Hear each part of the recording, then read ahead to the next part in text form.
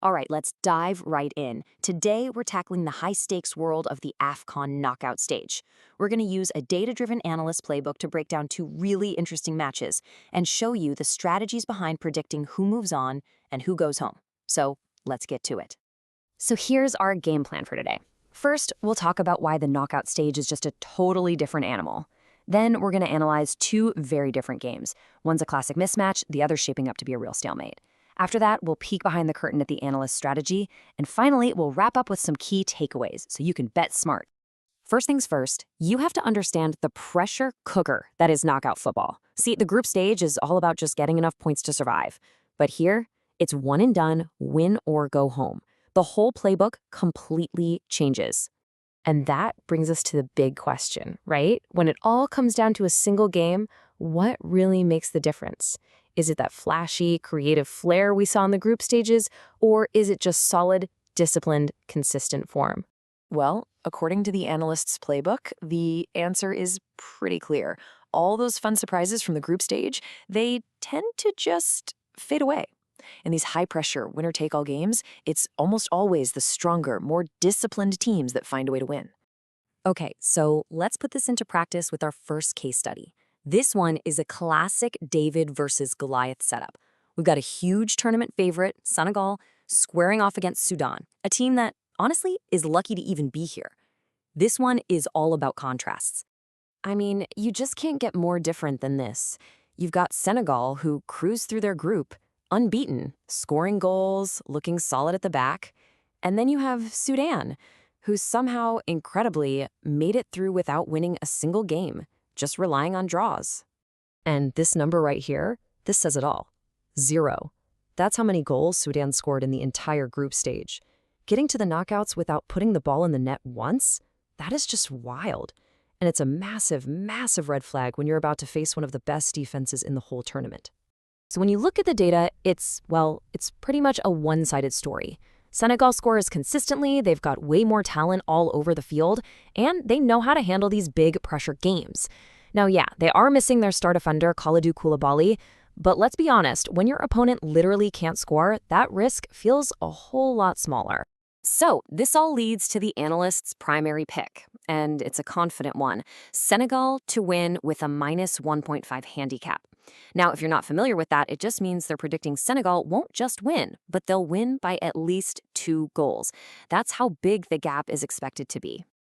Okay, now let's completely flip the script for our second match. This is no mismatch. This is what you'd call a potential stalemate. It's what can happen when two really cautious, defensively minded teams like Mali and Tunisia run into each other in a knockout game. And the perfect word for a matchup like this is cagey. You know that feeling. It's all about being careful, playing defense, and not taking any big risks.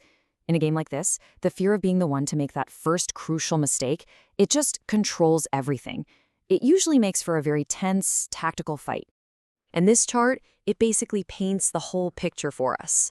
Just look at their profiles. Both Mali and Tunisia are low on attacking risk and high on defensive structure. They're practically mirror images of each other. They're both built to not lose rather than to go out and aggressively win. All the signs here are pointing to a low-scoring chess match. I mean, Mali's group games were all draws. Tunisia has a history of drying up offensively in these knockout rounds, and both coaches just value structure way more than taking risks. That fear of giving up an early goal is going to make them both play it super safe. So it's really no surprise that the main pick here is under 2.5 goals, and the confidence is high. The analyst is basically saying we'll see 2 goals or fewer in the whole game. The data just doesn't suggest we're in for some kind of goal fest. And hey, as a secondary option, the analysis also points to a draw at halftime. And that makes total sense, right? You can just picture a really cagey first 45 minutes where both teams are just feeling each other out, staying in their defensive shape, and waiting for the second half to maybe open things up a little. Okay, so we've broken down the games, but how do you actually use that information? How does an analyst turn these insights into a real practical strategy? Well, that's where smart allocation comes into play. Let's take a look. I love this quote from the source material because it just nails the whole philosophy. Look, knockout football is always going to have its crazy, unpredictable moments. But you know what is predictable? Bad bets based on emotion. The goal is to avoid those by sticking to the data. And here's what that discipline looks like in the real world. The analyst sets up a clear priority list. Your main bet is the one you have the most confidence in. That's where the biggest stake goes. The strong bet is next, and then you have smaller value and cover bets for outcomes that are likely, but maybe not a sure thing. It's all about managing risk in a structured way. All right, let's bring it all home with the golden rules. These are the big ideas you can take and apply to pretty much any knockout match you're watching, not just the two we talked about today. It really boils down to these four things. First, form. How is the team playing right now? Second, motivation. What does this specific game actually mean to them? Third, scoring trends. Are they a team that scores a lot, or are they a defensive wall? And finally, game context. Always remember that a knockout game is a totally different beast than a group stage match. At the end of the day, here's the crucial point. It's all about focusing on these real, tangible factors.